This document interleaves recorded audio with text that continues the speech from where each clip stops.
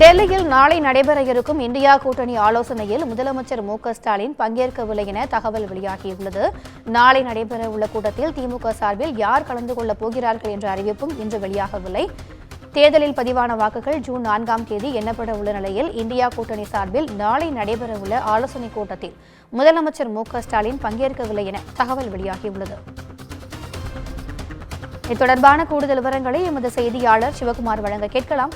வணக்கம் சிவகுமார், எதனால் இந்த கூட்டத்தில் ஸ்டாலின் பங்கேற்கவில்லை? இது குறித்தான தகவல்கள் ஏதேனும் வெளியாகி இருக்கிறதா? கூடுதல் விவரங்கள். வணக்கம்.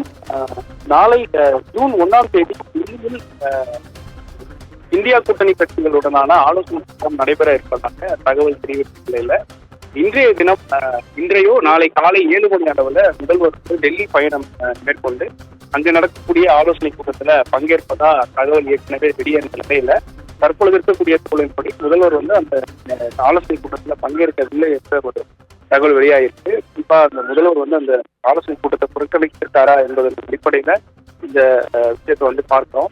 குறிப்பா இந்தியா முழுவதும் இருக்கக்கூடிய இந்தியா கூட்டணி 28க்கும் மேற்பட்ட கூட்டணி கட்சிகள் 28க்கும் மேற்பட்ட கட்சிகளோட தலைவர்கள் இந்த ஆலோசனை கூட்டத்தில் பங்கேற்பதா இருந்துச்சு.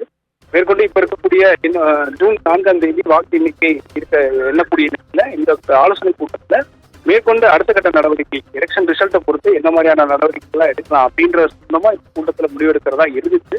ஆனா தற்பொழுது தகவல்படி ஏற்கனவே இந்தியா கூட்டணியில பிரதமர் வேட்பாளர் யார்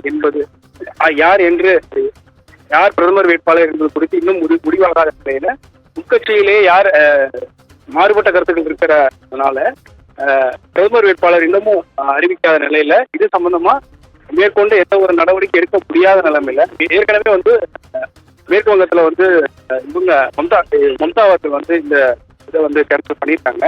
அதன் அடிப்படையில இன்று முதல்வர் இந்த மீட்டிங்க்கு போகாததுனால பல்வேறு சர்ச்சைக்குரிய தகவல் நிலவி இருக்கு. குறிப்பா இந்தியா கூட்டணியுடைய வெற்றி வாய்ப்பே சற்று இரங்கல் நிலைமையில இருக்கிறதுனால மேற்கொண்டு இந்த மாதிரியான கூட்டத்தை எலெக்ஷனுக்கு அப்புறம் நடத்திக்கலாமா அப்படிங்கிற சம்பந்தமாகவும் மீட்டிங் ஒரு கட்டத்தில், அதாவது நாளை மீட்டிங் நடக்கும் பட்சத்தில் திமுக சார்பில் முதல்வர் கலந்து கொள்ளாமல் நாடாளுமன்ற உறுப்பினர்கள் டி.ஆர். பாலு போன்ற நாடாளுமன்ற உறுப்பினர்கள் திருச்சி உள்ளிட்ட தலைவர்கள் இந்த நிகழ்ச்சியை கலந்து கொள்ளவும் வாய்ப்பு இருக்கிறது. மேற்கொண்டு இந்த தற்போதைய தகவல்படி முதல்வர் கலந்திருக்கவில்லை என்ற தகவல் வெளியாகிருக்கு.